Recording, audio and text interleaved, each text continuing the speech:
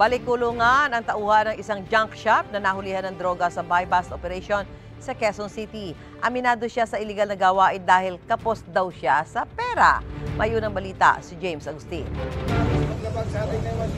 Inaresto ng pulisya ang isang lalaking 40 anyos matapos mabilhan ng droga sa iginasang drug buy-bust operation sa Barangay Batasan Hills, Quezon City.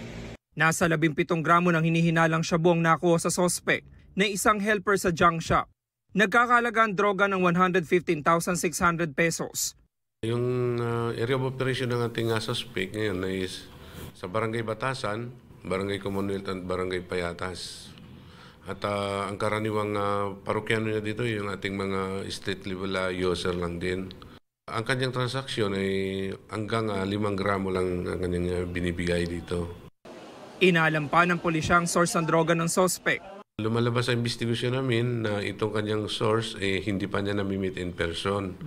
Nagkakaroon lang siya ng transaksyon through online at yung pagbibigay po ng droga ay through delivery rider. Taong 2018 nang maaresto ang sospek dahil sa pagbebenta ng droga.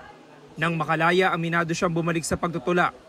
Dahil po sa kapos po sa financial para sa pamilya. Matagal niyo na ginagawa yan? Apo. Wala ho ba kayo ibang maisip na paraan? Wala po talaga dahil wala pong pinag-aralan. Maharap ang sospek sa reklamong paglabag sa Comprehensive Dangerous Drugs Act.